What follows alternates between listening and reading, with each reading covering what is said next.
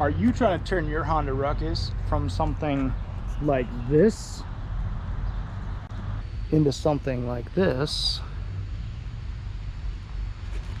Then stick around, because we're doing a mini build series on a Honda Ruckus.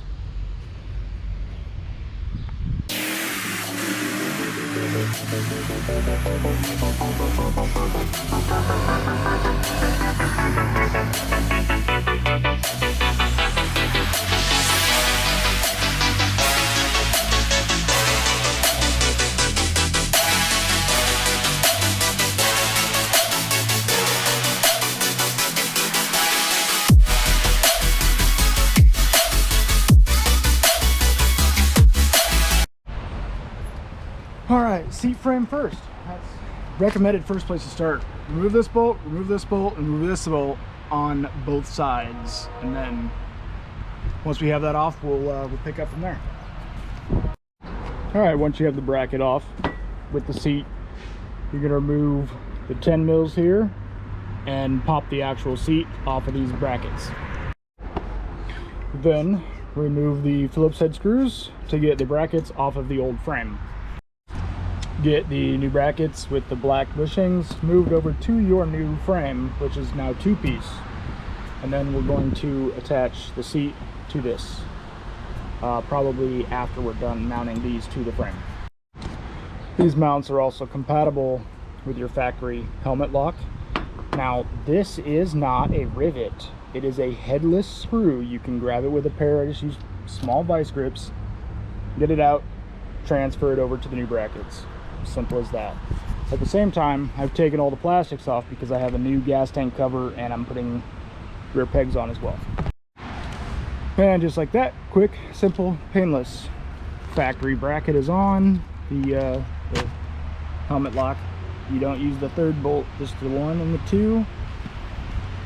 My fat fingers can't get in here very well. Luckily I won't have to hold that up, but functional. So good to go. Now I'll take the rest of these little plastics off and throw the cover on and throw the battery cover back on. Okay, so while I was waiting, I removed the front turn signals, reflectors, rear turn signals. It's all going to be replaced. It's going to get smooth with an LED tail light. I was waiting for this to show up, the NYC full frame, but I realized it doesn't fit until after you're stretched. So I've got a stretch kit on the way. I'm just waiting for it in the mail. But I'm going to throw some foot pegs on, and then I'll ride it like this. Seat frame's done. All this is put back together. I'm going to remove the front and the front fender, that is, and I'm going to cut the rear fender, but I'm going to do it different. A lot of people will just cut it off right here. I think I'm actually going to take just behind this mounting bolt right here, and I'm going to go up and over, so it kind of leaves a point on these, kind of like some choppers you see. But yeah, eventually this will get deleted. I'll get different exhaust, different intake. Just got to work on things a little bit at a time. All right, mid-video update. I've removed the front fender. Easy. Take the axle off, nut and bolt, take these off, and then there's 2 right here underneath the fender. Pop it off, put it all back together, good to go. I chopped the rear. The rear chop, maybe hard to see with the bracket, but it's different than what everybody else does. Everybody else just kind of follows the duck bill. I wanted something different.